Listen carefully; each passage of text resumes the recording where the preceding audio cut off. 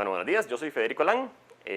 Como les decía, yo soy docente en la Universidad de Costa Rica, soy docente también en la Veritas, tengo unos cursos online en Creative Academy, soy dueño de Caramba Films, Caramba Rental. Bueno, me gradué como licenciado en la Escuela de Cine de la Veritas ya hace algunos años y tengo una maestría en cine digital. Soy básicamente un geek en toda la parte tecnológica y aparte de eso tengo Caramba Films, que es una empresa productora con la cual ganamos el Premio Nacional de Cultura en el 2019 por San José de Noche y una casa de renta de equipo. Entonces esto es un poco mi día a día. Ok, entonces lo primero que vamos a ver es que puse terriblemente esta cámara en este trípode. ¿Y cómo lo sé? Porque vean que está toda desbalanceada. Okay. Cuando montamos una cámara en un trípode, lo primero que hacemos es lo que les mostré de balancear el cuerpo. Y lo segundo es verificar que estemos a nivel. Esto está todo mal, claramente. Entonces, lo primero que vamos a hacer es llevar la cámara más o menos al nivel que queremos, ¿verdad? Que asumamos que va a ser a esa altura. Entonces voy a socarlo, aquí voy a terminar de hacerlo. Es importante que las patas estén lo más equiparadas posibles. Y después voy a nivelar la cabeza. En este caso, esta cabeza es una cabeza de bowl y va a tener aquí arriba un nivel. Sé que es un poco difícil verlo, pero con esto yo lo suelto y puedo llevar el nivel a que el circulito, la burbuja, quede en el puro centro. Entonces lo busco y donde está, soco. Okay.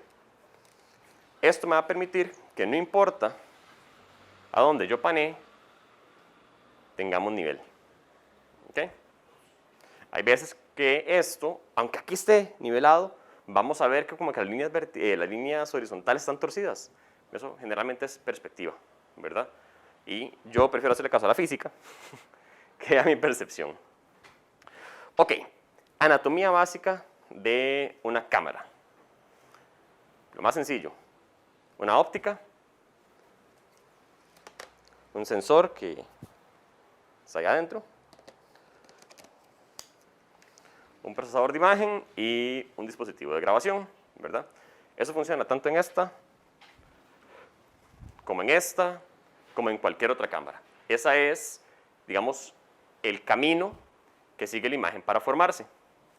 Sin embargo, hay algo que a veces se nos olvida y que es muy importante, y es que el camino no empieza aquí, empieza allá, empieza frente a la cámara. Entonces tenemos que tomar en cuenta la iluminación, siempre cuando la iluminación y lo que tengamos enfrente, la dirección de arte, o todo lo que tengamos frente a la cámara antes de preocuparnos por esto que está aquí. Entonces, aunque yo soy una persona tremendamente técnica, siempre se los voy a repetir. No, o sea, una historia, o un video, o una imagen, o cualquier cosa, no importa si tenés una cámara de $200,000, si lo que está frente a la cámara no sirve, mejor trabajar lo que está frente a la cámara. O sea, recuerden que en un sistema, digamos, la calidad final de un sistema nunca va a ser mejor que el peor de sus componentes. Es una máxima de la ingeniería y de la vida. O sea, un equipo tampoco va a ser tan bueno como el peor de sus jugadores, ¿verdad? Entonces, tenemos que asegurarnos de que toda la cadena de imagen y todo lo que estamos generando esté bien. Y les recuerdo que me pueden interrumpir en cualquier momento. ¿Okay? Ahora, el uso de esta cámara en específico. Esta es una cámara Canon 80D. Graba, creo que en HD, la pura verdad no recuerdo si graba 4K, creo que no. HD, ¿verdad? Interno. Tiene montura Canon EF, ¿verdad? Intenten no hacer esto, siempre intenten tener el lente puesto, pero ahorita para la clase se los voy a quitar.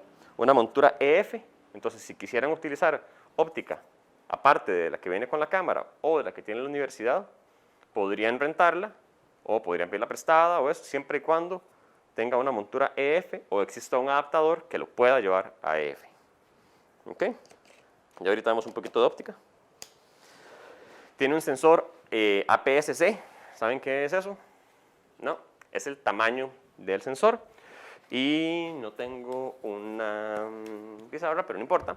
Ok, APS-C básicamente es un sensor del mismo tamaño que 35 milímetros de película, o sea, de película cinematográfica. ¿Ustedes llevaron foto análoga o ya son demasiado jóvenes y yo me siento muy viejito? Ok, perfecto. Entonces, la foto análoga era película de 35 milímetros que pasaba, era como decir estas cámaras, un rollo aquí, película pasaba y se recogía del otro lado. ¿Okay? ¿Cómo funcionaban esas cámaras? Un espejo, exactamente igual a este, ¿verdad? Se levantaba, exponía la imagen y bajaba. Cuando uno terminaba, le daba, digamos, pasaba la foto y venía la siguiente. ¿Okay? Esa película era de 36 milímetros por 24 milímetros. ¿Okay? Era más ancha. A eso es lo que le llamamos full frame al día de hoy. Cámaras como la A7S, como la Canon R5 o la R6, la que es full frame. Bueno, como la 6D, como la 5D, todas tienen un tamaño full frame, ¿okay? Que nos va a permitir menor profundidad de campo, mayor sensibilidad, entre otras cosas. Esta tiene un sensor un poco más pequeño, pero ojo, es un poco más pequeño, tampoco es que sea muchísimo más pequeño, que es de la mitad del tamaño, más o menos. A eso se le llama un sensor APS-C o Super 35. Todas las cámaras de cine, digital, bueno, casi todas, tienen el sensor de ese tamaño.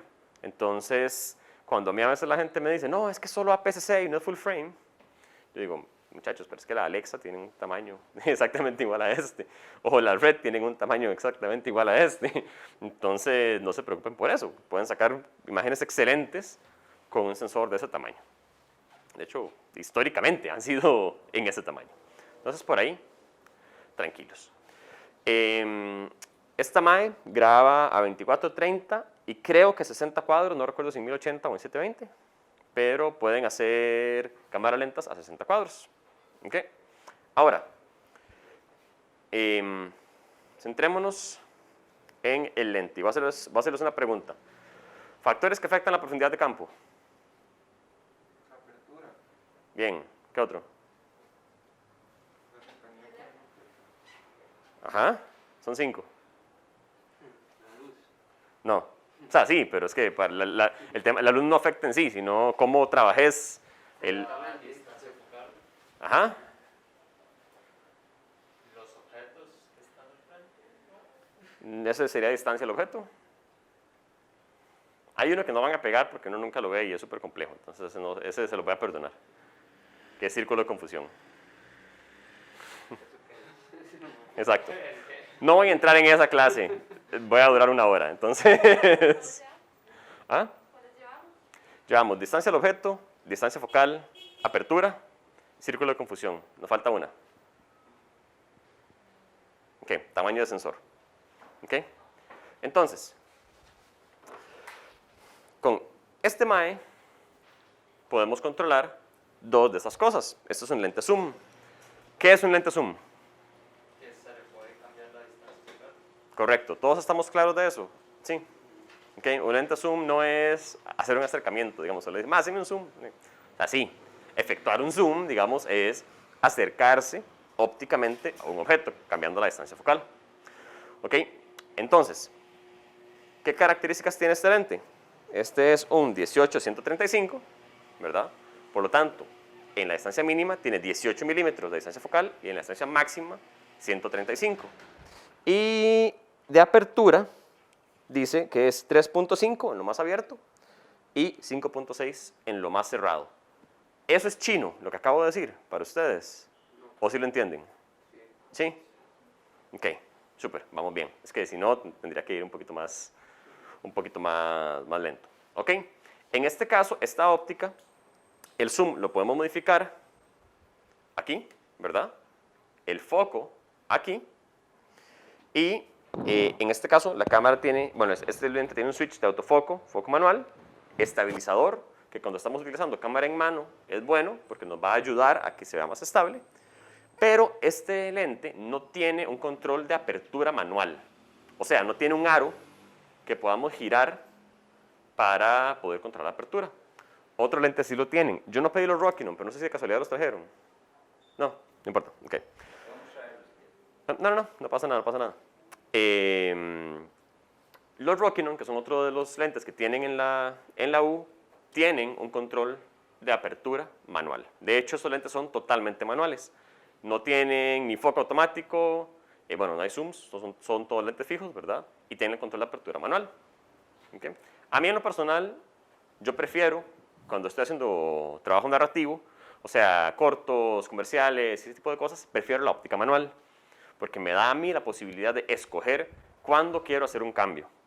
La óptica automática, digamos, si yo estoy haciendo un paneo acá, olvidé sus nombres, perdón, ya no me acuerdo, ¿verdad? Podría estar en voz y el lente podría cambiar a voz el foco y cuando paso acá puede que lo cambie inmediatamente, pero resulta que yo no quiero que te enfoque a vos porque la acción es entre ellos dos.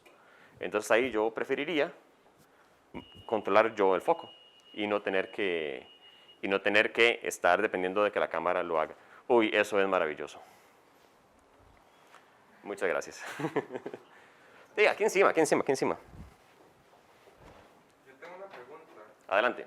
Eso que acaba de describir no se puede lograr con este lente en enfoque manual. Se puede lograr con este lente en enfoque manual, correcto. Lo que haríamos es, aquí en el switch de autofoco o manual focus, nada más cambiarlo a foco manual y operamos el foco directamente. Gracias, porque efectivamente sí lo podemos lograr. Ok. Ya se acaba muy rápido, pero ahí, bien. Ok. Entonces, volviendo a profundidad de campo. Entre más abierto el F o el diafragma de un lente, vamos a tener menos profundidad de campo. ¿Ok? Eso está bastante de moda porque entonces podemos desenfocar los fondos y nos da un look más cinemático o más cinematográfico. ¿Ok? En este caso, al ser una óptica 3.5, 5.6, no es que no vayamos a lograr poca profundidad de campo, pero si queremos lograr todavía menos, deberíamos de buscar ópticas que tengan un F más abierto, un 2.8, un 1.8 o 1.4. ¿Okay? De hecho, los Rokinon que tienen en la escuela abren a 1.5, casi todos. Entonces, yo tengo una maleta exactamente igual de Rokinon en Caramba Rental, que después les cuento de Caramba Rental. No dejen que me vaya sin darles el código de descuento. Ok. Eso. Óptica, entonces, bien. Ahora, cámara. Todas las cámaras electrónicas tienen un sensor, ¿verdad? Y ese sensor tiene una sensibilidad. ¿Qué es una sensibilidad? Básicamente es cuando un fotón le da a uno de los elementos de silicio que tiene el sensor, ese silicio va a generar un electrón. ¿Ok? La sensibilidad del sensor, perdón, que es como se llama, olvidé la palabra, que suena igual, va a ser qué tan sensible o qué tantos electrones, qué tantos fotones va a poder captar este sensor para poder generar una imagen. ¿Okay? Anteriormente, los sensores electrónicos no eran tan sensibles. Rondaban los 320 ISO, ¿verdad? 400 ISO, 250, dependiendo del sensor. Sin embargo, en los últimos años ese número se ha disparado, teniendo cámaras. Oiga, ¿alguien tiene una Blackmagic por aquí? ¿Una Pocket? No. Bueno, por ejemplo, la Blackmagic Pocket tiene un sensor que el ISO base tiene dos. Está en 400 ISO y en 3200 ISO. Es una cosa que se llama Dual ISO, que no voy a entrar en esa clase el día de hoy. El tema es que ha avanzado mucho la tecnología de imagen. Entonces, ahora, con muchísima menos luz, podemos lograr resultados bastante mejores que lo que podemos hacerlo antes. Los fotógrafos viejos, y yo ahí a veces me incluyo, porque aunque soy de la nueva generación, por decirlo así, yo ya en cine he tirado muy poco, ¿verdad? Soy bastante digital, pero lo que hacíamos es meterle un huevasal de luz a todo y controlarla, porque la película y los sensores digitales no eran tan sensibles. Estas MAE no. Estas MAE son bastante sensibles.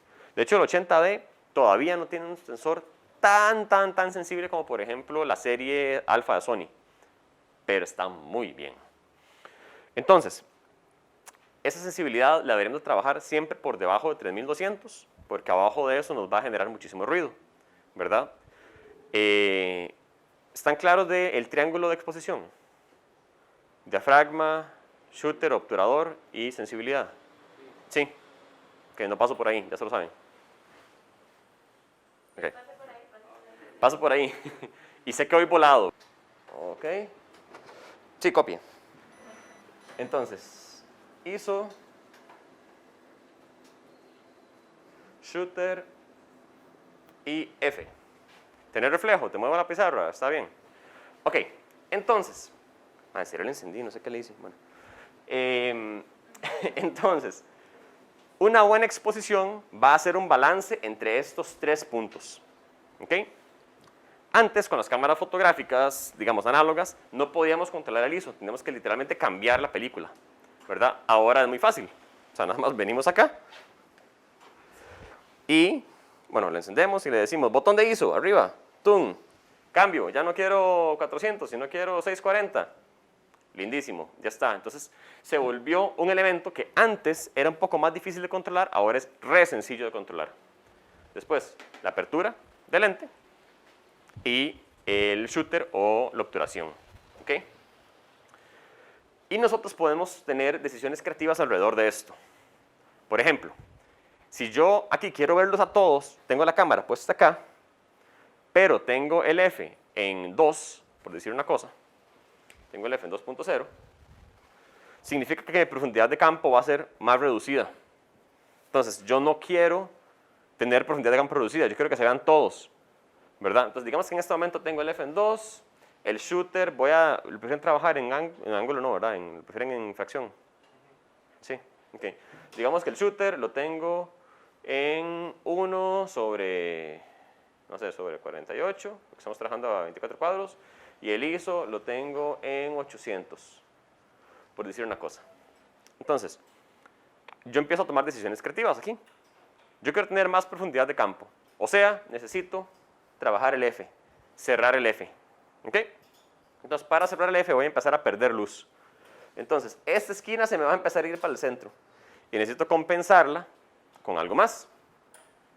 Entonces, si yo paso de F, digamos, voy a poner el F28 que teníamos para que sea más fácil la mate. De F28 paso a F4, paso a F56, paso a F8. Tengo 3 pasos. Entonces, voy a poner aquí F8 y son 3 pasos. El shooter, por lo tanto, no lo puedo mover porque estoy muy abajo. Y entonces tendría que subir el ISO, que estoy en 800, pasaría a 1600, 3200. 1200, sí, 3200. Y tendría la misma exposición. Muy rápido, muy chino. Eso de los pasos, o sea, vos le decís pasos como... Ok, sí. Sorry, es que eso es foto básica, entonces pensé que ya lo conocían. Ok, cuando yo digo pasos, son stops de luz, o pasos de luz, o pasos de exposición. ¿A qué me refiero con esto? Que, por ejemplo, los números F es 1.4, 1.8, 2, 2.8, 4, 5.6, 8, 11, 16, eso sí lo saben, ¿verdad? Entonces, cada vez que pasamos entre ellos, por ejemplo, de 2.8 a 4, está entrando el doble de luz. De 4 a 8, el doble de luz. Entonces, es una ecuación, bueno, exponencial sería como así, exponencial. ¿Ok? Básicamente estamos hablando de un x a la 2. O sea, cada vez es el doble, el doble, el doble, el doble, el doble. Esto funciona exactamente igual con el shooter. O sea, si yo tengo un shooter en 1.48 y lo paso a 1.96, entra la mitad de la luz. Y si lo subo, digamos, a 1 sobre 200, como para redondearlo, entra la mitad de la mitad de la luz. Y así. Y el ISO pasa igual. Cada vez que subimos un ISO, o sea, de 200 a 400, entra el doble, de 400 a 800, entra el doble y así. Entonces, es un paso de luz. Sé que estoy haciéndolo súper comprimido, perdón. Sí, ok. Y ya se me olvidó por qué estaba diciendo esto. Entonces, el triángulo de exposición. Entonces, estas 3 funciones las vamos a poder controlar en casi cualquier cámara. ¿Y por qué digo casi?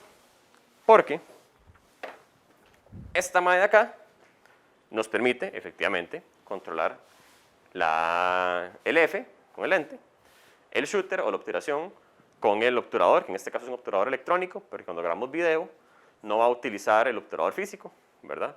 Si utilizase el obturador físico, estaría haciendo chac, chac, chac, chac, chac, chac, 30 veces por segundo, ¿verdad? Entonces, no lo vamos a hacer. Y podemos controlarle la sensibilidad con el ISO. Ahora, con esta otra cámara, por ejemplo, ¿podemos hacer lo mismo? Sí, pero lo vamos a hacer de formas diferentes. ¿Okay? Y yo sé que probablemente no vayan a usarla, pero me gustaría que lo aprendan. Esta cámara, ¿podemos controlarle el F? Sí. Podemos decirle aquí en, ¿qué se me hizo? En iris, le damos clic y podemos controlarle el iris interno de la cámara. Todo bien. ¿Podemos controlarle el shooter? Sí, también. Aquí tiene otro botón que le damos shooter y podemos cambiarlo. Pero ¿qué pasa con el ISO? Con la sensibilidad. ¿Ustedes han visto algún botón de ISO en esta cámara? No. Ok, no. Generalmente las cámaras de video tienen una sensibilidad estándar, pero eso no significa que no podamos modificarla, porque existe, y aquí es donde no sé dónde está el botón, gain, aquí, tiene un botón de gain o de ganancia, ¿okay?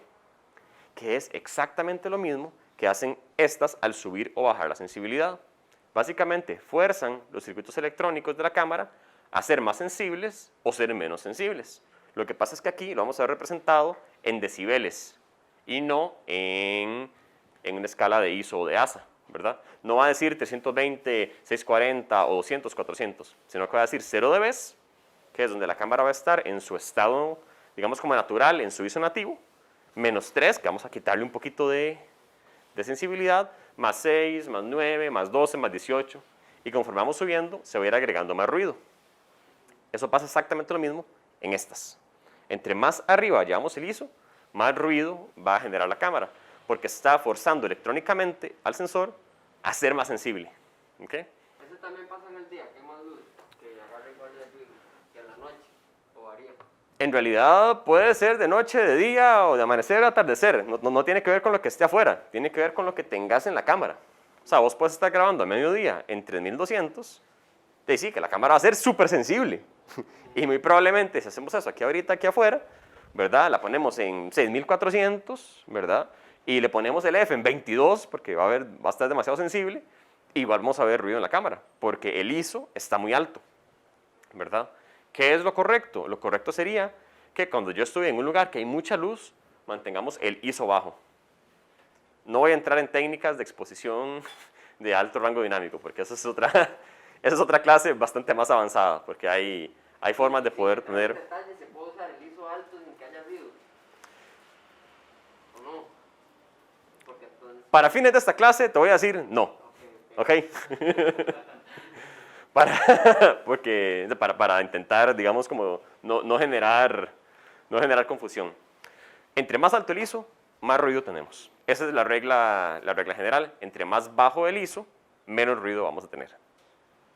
¿Ok? Entre más alto el número F, o sea, entre más cerrado, o sea, 22, 16, va a ser más cerrado, va a haber más profundidad de campo. Entre más abierto el F, o el número más pequeño, vamos a tener menos profundidad de campo. Entre más abierto también va a haber más luz, entre más cerrado, menos luz. ¿Okay? Y con el shooter, entre más grande el número de abajo, menos luz vamos a tener. O sea, si tenemos 1/1000, significa que el sensor va a estar abierto a exposición durante una milésima de segundo cada vez que obtura, o sea, cada vez que toma la imagen. Y si está en 1/24, va a estar de 24 veces por segundo, va a capturar y no vamos a perder básicamente nada de luz en ese tiempo. ¿Hasta ahí todo bien? O sea, yo sé que voy rápido, pero estoy haciendo lo posible para que sea lo más comprimido y que podamos entenderlo. Alex, ¿era? Dale, Alex. El obturador el número de abajo debe ser el doble de la cantidad de cuadros en la que se está grabando. Sí, a ver. De nuevo, históricamente sí.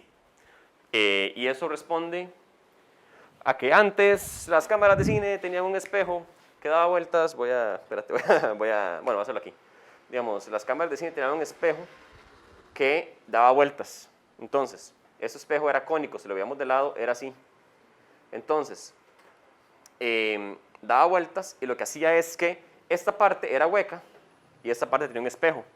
Entonces, como daba vueltas, lo que pasaba es que cuando estaba en la parte del hueco, estaba exponiendo la imagen, y cuando estaba el espejo y podíamos ver, la cámara estaba pasando al siguiente fotograma, ¿verdad? Entonces, a partir de esto, es que se obtura el doble. ¿Por qué? Porque de la mitad del tiempo está escondido, digamos, está oscuro, y la otra mitad está abierto. Entonces, básicamente, la mitad del tiempo se está viendo y, por lo tanto, se obtura el doble. ¿Por qué digo que es relativo? Porque esta es una regla de costumbre.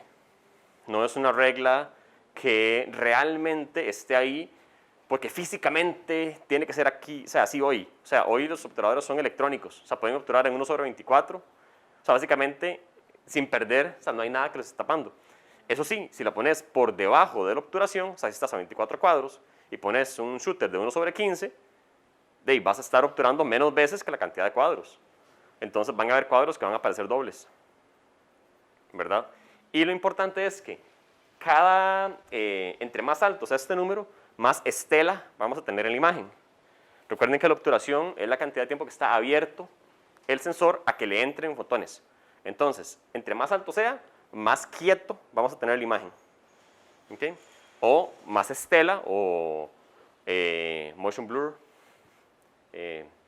desenfoque de movimiento, no sé cómo es en español, lo vamos a tener en las imágenes. Y eso genera efectos. Por ejemplo, si ustedes ven películas de guerra como Saving Private Ryan, van a ver que la obturación es alta, porque genera una sensación más violenta. O sea, cada cuadro es muy puro, o sea, es muy crisp, es muy definido. Entonces, se siente como más rudo. En cambio, secuencias de sueños tienden a tirarse con obturación baja para que se sientan como más oníricos, como más suaves. Eso. Y hay otra cosa que podemos utilizar, aparte de esto, y es colocar filtros de densidad neutra enfrente del lente, que creo que la U no sé si tiene, pero básicamente lo que va a hacer es que entre menos luz a todo el sistema. Entonces vamos a poder generalmente abrir un poquito más el F, se utiliza bastante para no subir el shooter, porque muchas veces uno sube el shooter para compensar, ¿verdad? Pero entonces empieza a tener estos movimientos como muy detallados, ¿verdad? Y para no tener eso y tener una cadencia más cinematográfica, tendemos a ponerle filtros ND al frente. ¿Hasta aquí cómo vamos? Bien. Ok. Póngame la mano encima a la cámara. Entonces, ya les dije cómo nivelar el trípode. Lo primero, encender la cámara, ¿verdad? De que es tonto, pero uno siempre empieza ahí. ¿Ok? Luego, esta cámara tiene una pantalla que le podemos dar vuelta. Sé que esto suena tonto, pero no la presionemos, no la empujemos, no le pongamos nada encima porque se quiebra, se jode y queremos todos tener una cámara para poder trabajar, ¿verdad? Y esto es una pelea constante en todas las escuelas que tienen equipos. Esta es nuestra herramienta para trabajar, o sea, este es nuestro machete. Sin esto no podemos ejercer nuestra profesión. Cuídenla como si fuera su hija, su hijo, su perro, lo que quieran. ¿Ok? Entonces, aprendan a caerse ustedes antes que la cámara, a abrazarla. O sea, se lo juro, perdón, ahí toqué el micrófono, muchachos, de la transmisión. Entonces, en serio, cuídenlos mucho, porque sobre todo en la U, hacer un proceso de compra es difícil, ¿verdad? Y si bien yo sé que los muchachos del ICAM hacen todo lo posible para que estas estén bien cuidadas y siempre estén en el mejor estado, ya si hay una reparación que hacer o algo así, se puede hacer, pero toma su tiempo. Y la idea es que todos podamos tener una herramienta con la cual podamos trabajar y podamos aprender. Entonces sí es como realmente importante.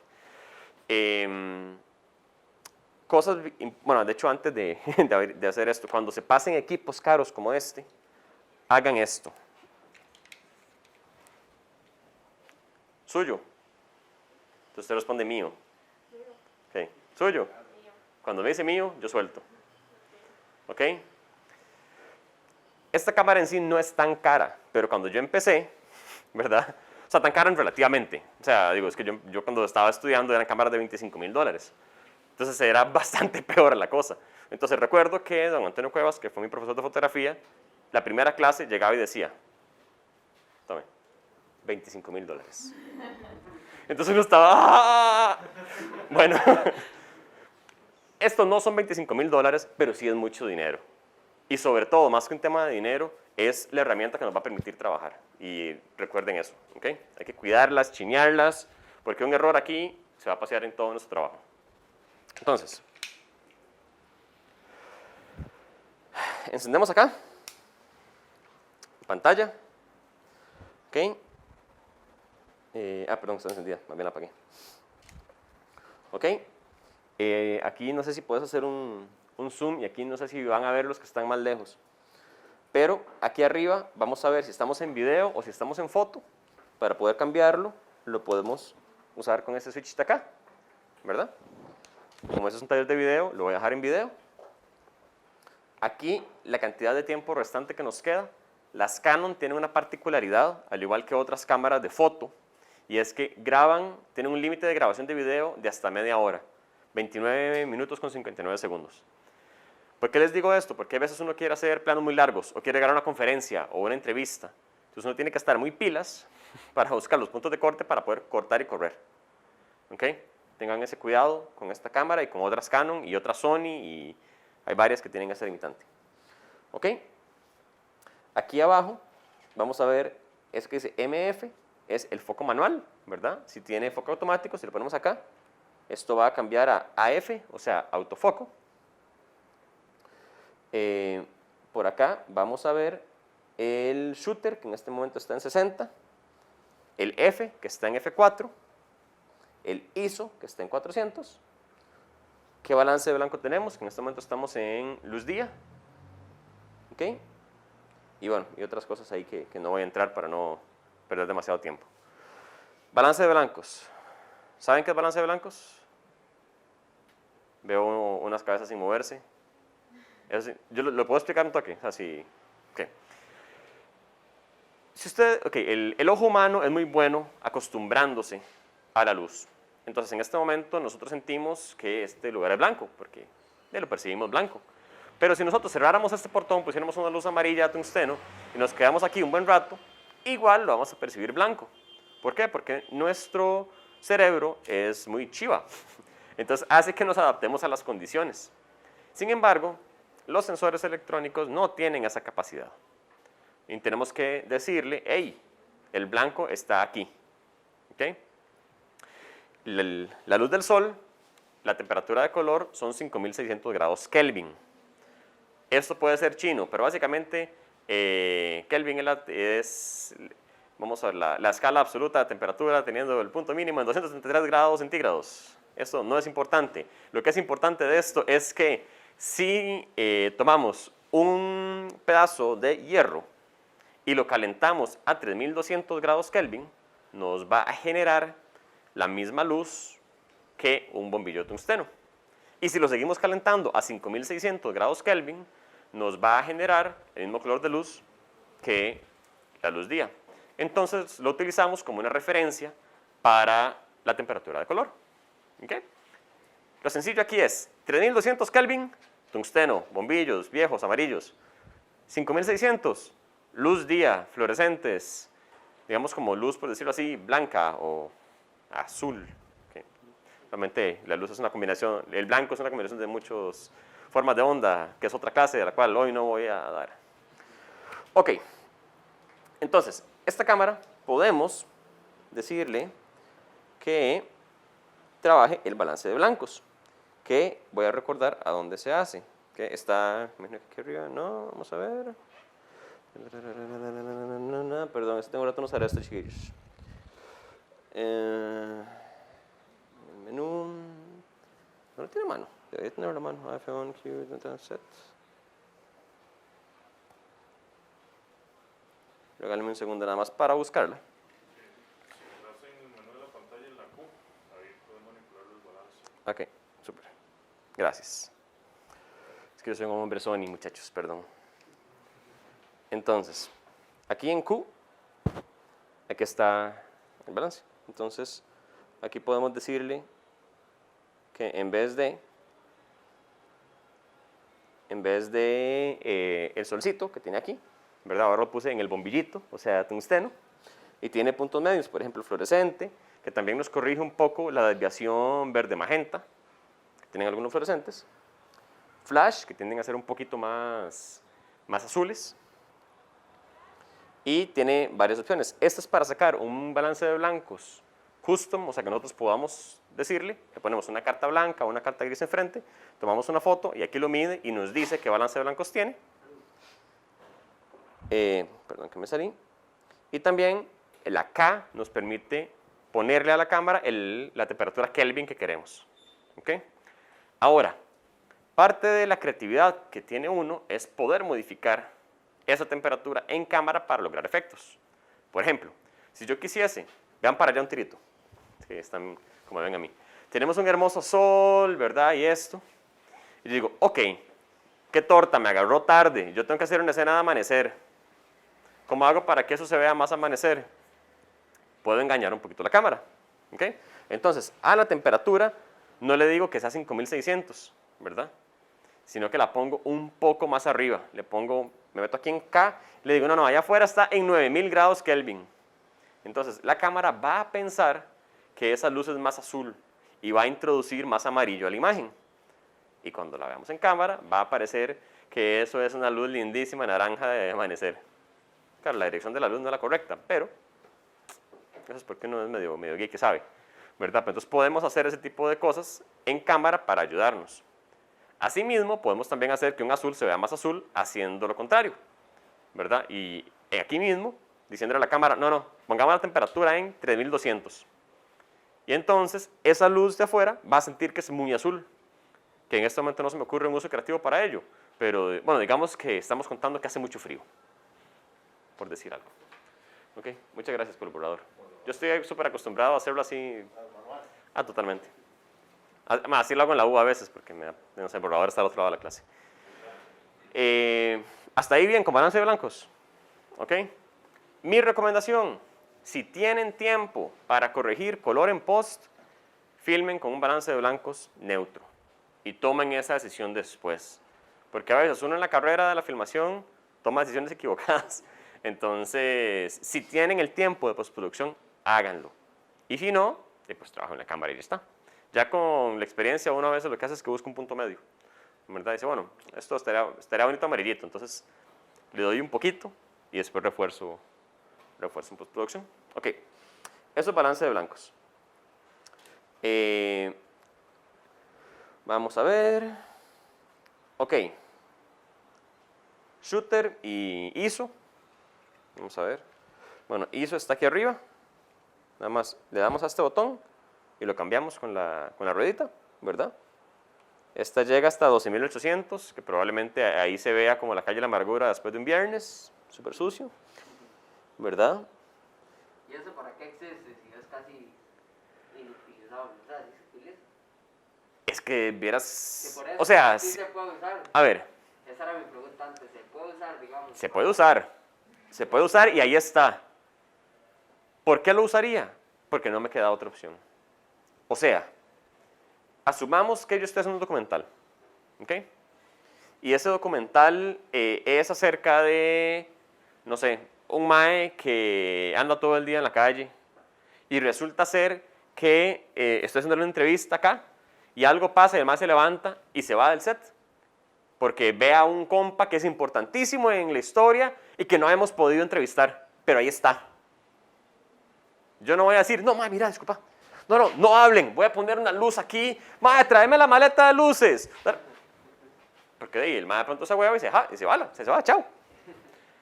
Ahí voy a usar el 12800 para poder grabar ese momento. Si yo después, ya como director, puedo volver a hacer esa escena, la haré. Pero, ¿por qué hasta ahí? Y para... Salvatando. Exacto, ¿verdad? También que mucho de, o sea, la sensibilidad también va a ir mucho de la cámara que se tenga, o sea, se puede ir Es correcto. para ver qué tanto, hasta qué punto les llega como... Es correcto. Por ejemplo, con la serie A7S de Sony, tanto la 1, la 2 y la 3, 12800 se va a ver la imagen no perfecta, pero súper limpia. Vos pones esa a la par de este 12800, o sea, esta es inutilizable si la pones a la par. Pero es porque esas cámaras están especializadas en tener alta sensibilidad. Por eso la S, o sea, A7S. De hecho, las A7R es por resolución. A7, S es por sensibilidad. Por ahí. Ok. Grabación de video. Es que está con el poder. Más fácil. Este botón, Rec, Stop. Listo. De este lado, tarjeta, ¿verdad? Recuerden siempre backupear sus tarjetas después de un día de filmación, ¿verdad? Por protocolo, yo les recomiendo que esta tarjeta, siempre que vive afuera de la cámara, lock. Siempre. O sea, ustedes hagan parte de su memoria motriz, digamos. Saquen lock. ¿Por qué? Porque así, si yo mañana tengo esta tarjeta aquí, la meto y voy a grabar, la cámara me va a decir tarjeta protegida contra grabación. Y por lo menos tengo un anuncio de, hey, revise qué hay en esa tarjeta. ¿Verdad? Porque me ha pasado varias veces a mí, a mis compañeros, a la gente de caramba, de la empresa, que agarran una tarjeta, no la descargan, y adivinen qué, al día siguiente alguien más agarró la cámara, se fue, formateó la tarjeta, grabó, y a los 3 días dicen, hey, ¿dónde está el material de aquella cosa que hicimos en la 3? En la tarjeta de la cámara. Ah, porque yo ayer fui a grabar con esa cámara y con esa tarjeta. Ah. No existe y ahorita es muy vacilón, pero vieran qué vacilón es cuando uno tiene que decirle a un cliente que no puede volver a grabar algo que ya pasó. No es vacilón. Entonces eso es súper importante. ¿Ok? Entradas de la cámara. Ok. Aquí tenemos una entrada de micrófono y una salida de audífono. Esta cámara generalmente, no siempre, pero generalmente vamos a grabar, si tenemos varios micrófonos, con una grabadora externa, ¿verdad? Y vamos a tener que sincronizarla. Para hacer eso tenemos varias opciones. Primero y la más sencilla, el aplauso. ¿Todos han usado una claqueta? ¿Saben cómo se hace una claqueta y para qué funciona? Okay. Básicamente para identificar un plano. Recomendación, si van a usar claqueta de mano, háblenla. O sea, corre cámara, corre sonido. Ok. Charla en la 3 de cámaras 1. Ok. Y la que sigue. Charla la 3 cámara 2. Y si no se acuerdan del número, porque puede pasar, no me acuerdo del número, pero voy a intentar hacer que esta toma suene distinto para que no se confunda con ninguna toma 1. ¿Verdad? Ajá. Una pregunta. En el cerro tenemos claquetas. En el campo. Hay una claqueta. Ok. Sí, nada más una salvedad para lo que decía Federico. El martes pasado repasamos como un protocolo para llamar a la claqueta y saber que la claqueta tiene que estar desde el segundo 1. Ajá. Entonces, si ustedes tienen como protocolo, como el ABC sobre cómo deberíamos cantar cada toma, y cómo registrar ordenadamente ese material para que llegue al flujo de edición. Entonces tengan eso presente y ahí tengan esa salvedad también con mucho cuidado. Totalmente. Y excepcionalmente, digamos, yo he estado en rodajes profesionales donde usamos esto.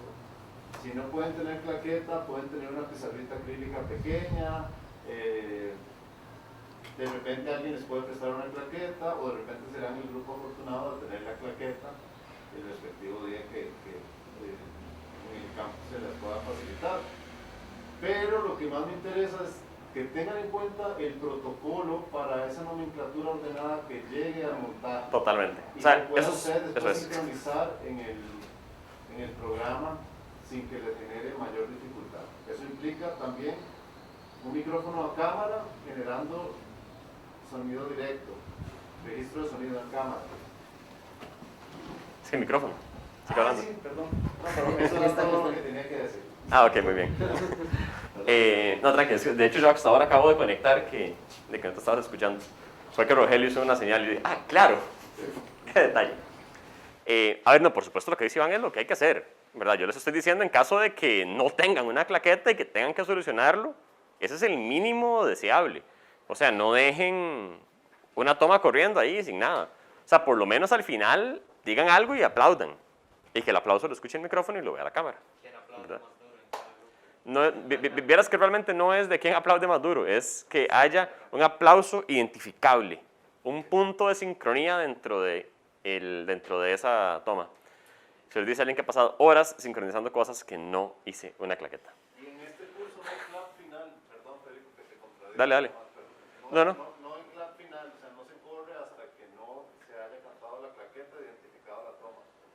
Por lo menos para ¿Está bien? efectos de... No, todo, es que sí es como tiene que ser. Yo hago esta sección porque, Ajá. digamos, en otras situaciones, por ejemplo, si ustedes están grabando un documental y la situación está pasando enfrente de ustedes, van a tener que grabarla. Pero este modelo de producción del curso de ficción les brinda la posibilidad de tener cierto nivel de planeamiento para que no tengan que hacer la claqueta final. Si ustedes están en un set controlado, no deberían de por qué tener que hacer estas cosas que les estoy diciendo. La claqueta final es excepcional hacia el final. Ajá. Y yo ya ahorita me voy a acercar al micrófono para que eso quede registrado. ¿Ya? Sí, claqueta final solo en situaciones excepcionales. Gracias. Ok. ¿Qué es lo ideal? Si estamos con una cámara de estas, que nuestro sonidista nos tire una señal de referencia de la mixer a la entrada del micrófono. Entonces vamos a tener una señal más fiel en la grabación de la cámara. Sin embargo, siempre es importante tener la claqueta, porque es clásico que como el camarógrafo no se está fijando en el sonido, se le va la batería del inalámbrico que estaban usando, nadie se dio cuenta y se fueron 4 o 5 tomas sin sonido de referencia y solo la claqueta nos salva. Entonces, sé que parece que la claqueta es una necedad, pero se lo juro que ahorra demasiado tiempo en postproducción.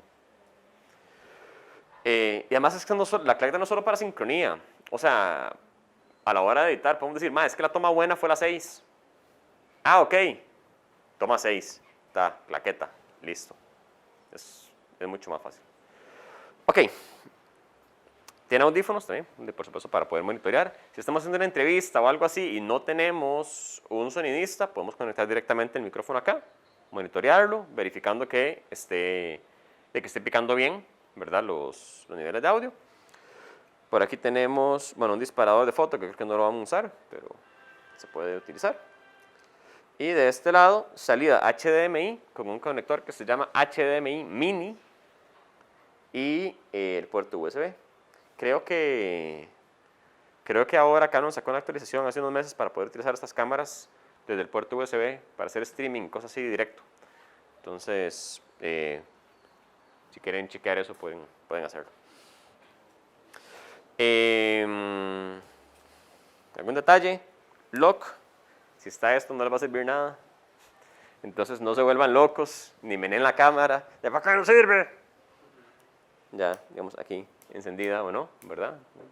Cuidado con ese lock. Y ya, y otra cosa importante, el modo, aquí arriba, ¿verdad? Aquí tenemos modo manual, prioridad de apertura, prioridad de shooter, etc. Yo generalmente voy a estar en modo manual porque me va a permitir controlar todo.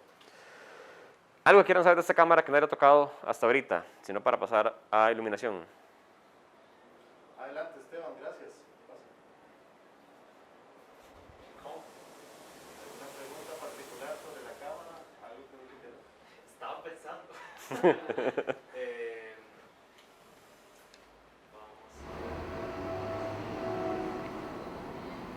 Tengo una experiencia de motor, la cámara tiene micrófono, ¿verdad? Digamos. Tiene micrófono interno, sí, entonces si quisiéramos utilizarla únicamente como referencia, nada más Ok. la dejamos ser.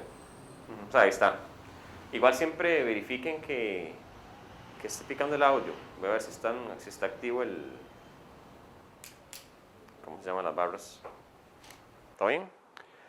Ajá. ¿Cómo entender cómo darse cuenta qué óptica utilizar para determinada toma plana? Ok. Lo primero va a ser un tema de decisión creativa, que eso es importante. A ver, para mí hay dos cosas que deberías de preguntarte antes de escoger cualquier cosa, lente, cámara, micrófono, cualquier cosa. Y es, ¿qué quiero comunicar? ¿Verdad? y qué quiero lograr artísticamente. Sobre todo, en mi caso, yo prefiero preguntarme siempre qué quiero comunicar, ¿verdad? Porque tienen que ir muy de la mano. Con eso, vamos a tener muchas de las respuestas.